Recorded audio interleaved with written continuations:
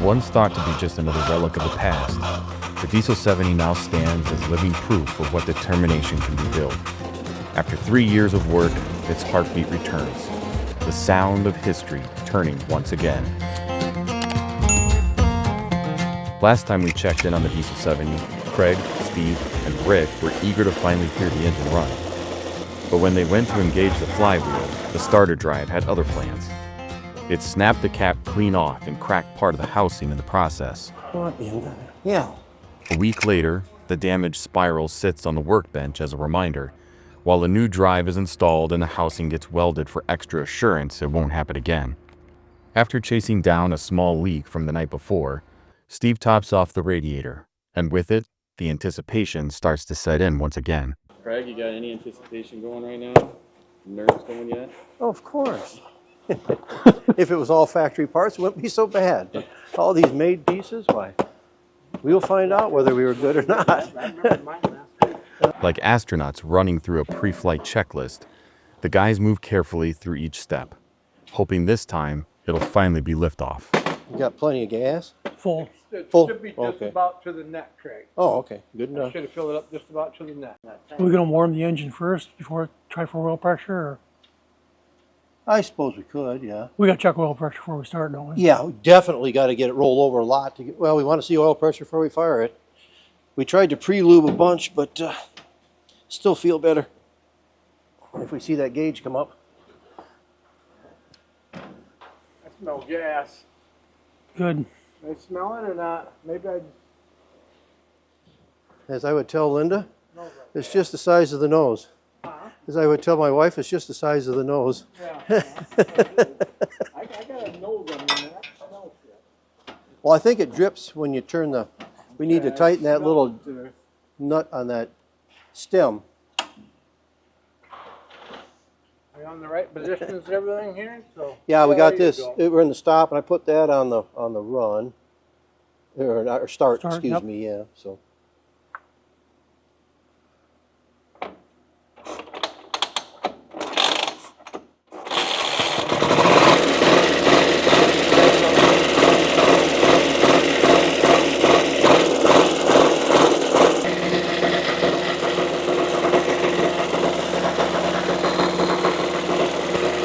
warm it up. That doesn't fast, don't it?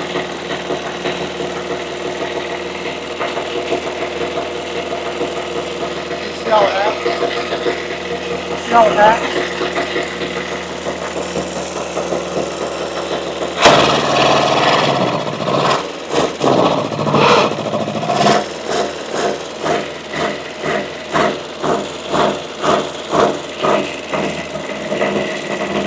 Kicked in twice.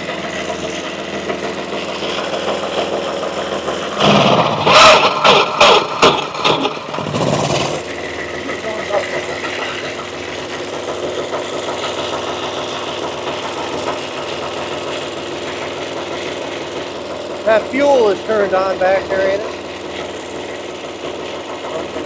Boy, that sucks.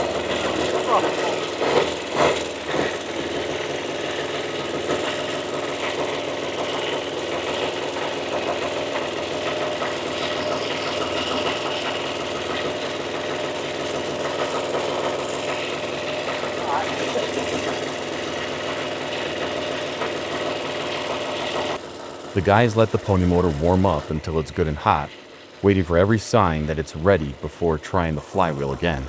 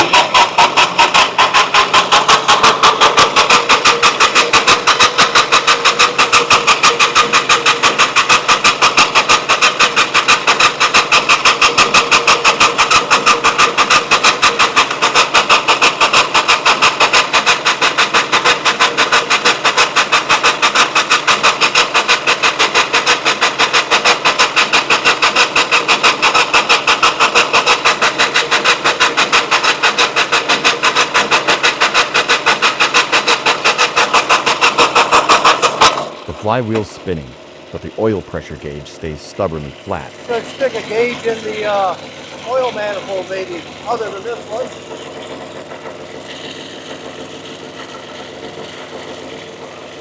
The small puddle of oil forming on the floor might explain why. It's leaking engine oil.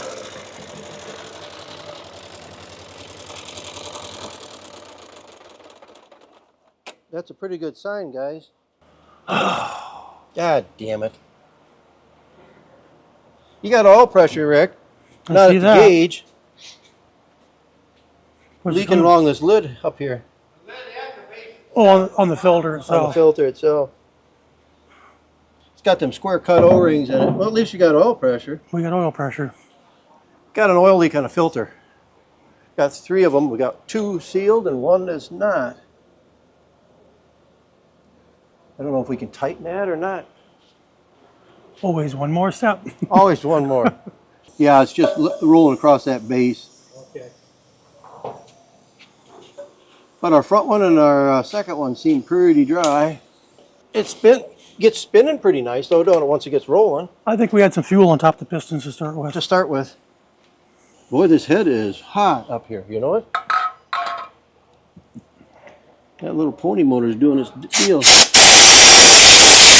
And by rights, if we had too much fuel on top, them valves over there were supposed to open. You know, there's a valve on the side of the head over there, in case you do get too much fuel on it. You gotta open them, don't you? No, they'll kick off by themselves. Yeah, yeah. That work? Yeah. Oh, there. I wonder if we had all 3 of them full yet or not. That's like 3 gallons of oil. You know it.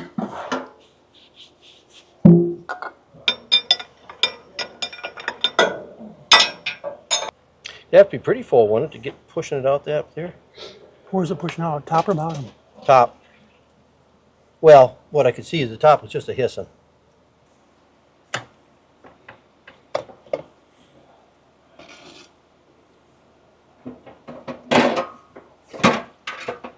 Straight, the lid stuck with that, so it should be right down that slick to the rear. It's kind of coming. I mean, it was spinning and we were looking for oil pressure and weren't getting it. And looked down and Steve was hollering and we had oil coming out. So at least we had oil pressure then. No water flying out. No fuel flying out. No wonder they went to spin-on filters, huh? Looks like we got lots of Yeah, it's got a lot of on this side, surface there. but not there. It looks like it's not Really? even. Wonder how square the surface is. Nothing out around enough that it wasn't dropping in the groove all the way. Kind of looks like on this side. I bet it was. Yeah, it looks like it here, Greg. That's what's going on. Yeah, it's not going in all the way here. It sure is. It's still sticking out on the iron there, on this side. Yep. I bet that was catching that edge. Mm-hmm. Rick spots the culprit.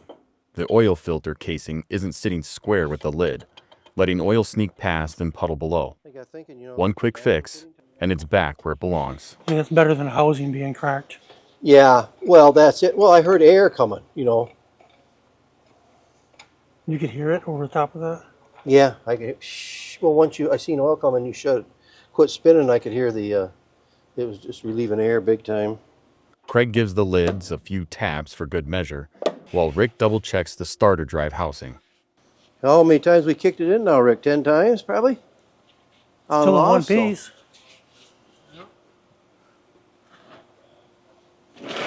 We didn't even get 2. It's time to give it another go, and this time they're hoping that oil pressure gauge finally gives the green light.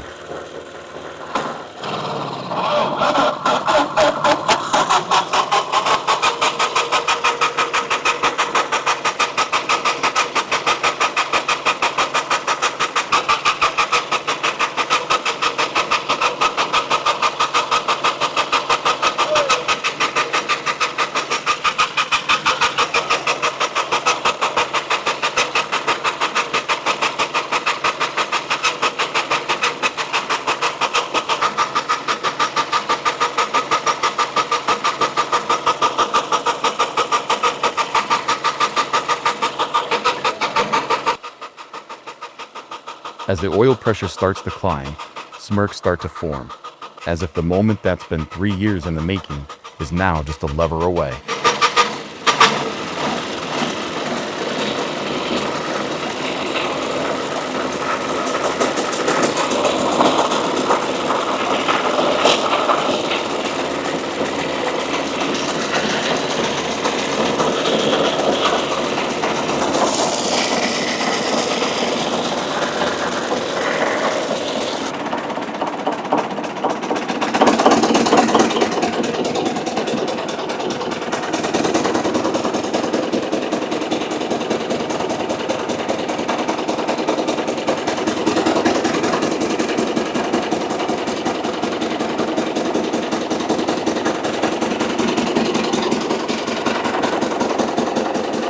The sound echoing through the shop has a heartbeat all its own, and it pulls in every mechanic nearby to witness what may be the only Diesel 70 still alive and running today.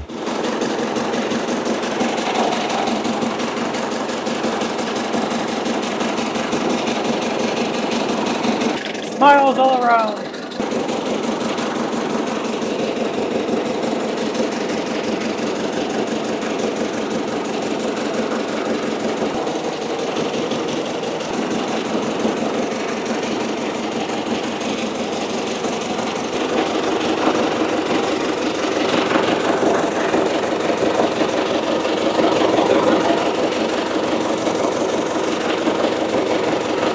Steve spots a few leaking caps up on top. A quick cleanup and a little tightening should do the trick. The oil gauge is about full now. It's starting to do this. I don't know if it's f***ing with it. Oil being in there.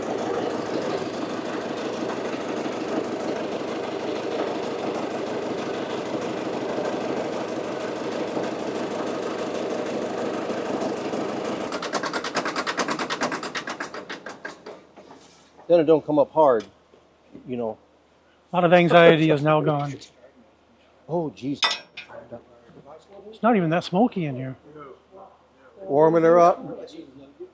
Yeah, and then you let them cylinders warm up with compression on. Don't give it any fuel for a while. And then when you pulled that up, that thing immediately took off. Well, Rick, your calculations came out on the money, Sure seems that way. mister. Holy crap. It made me a little nervous when it was the decompression thing. Well- It didn't seem like it was. Well, no, we were putting it in different areas, and I thought it maybe make a bigger load, but you had it spinning so good. Yeah, I wondered about that. Boy, that spins over like $1 million. God, that thing lit up nice. I like the way them things do that when you do it like they say, you know, and you never knew before. You just turn it to the run, and remember that other one that blowing oil all over in the shop and smoking and puking, and it did come around, but it took a long time. But Now that the Diesel 70 has a heartbeat, it's time to see what its legs can do. Craig climbs aboard and takes it for a slow lap around the boneyard, the first in decades.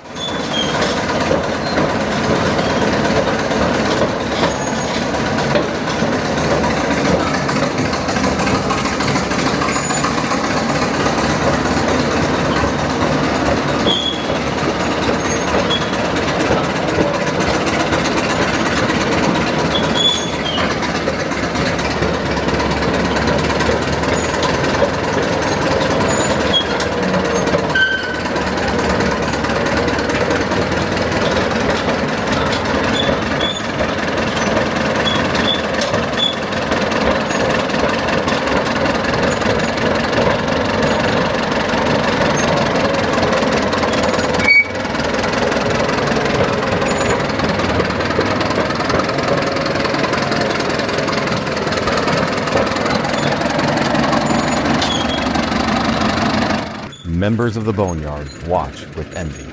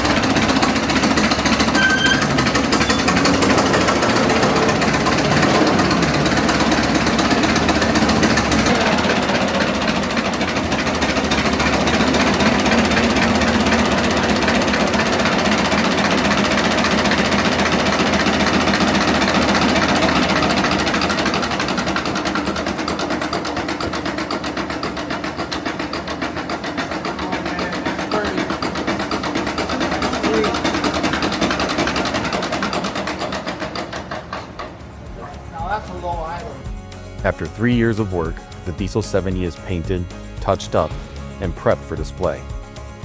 With fluids drained and its place secured inside the Legacy Center, it now sits proudly alongside the rest of the early diesel lineup, completing its place in history.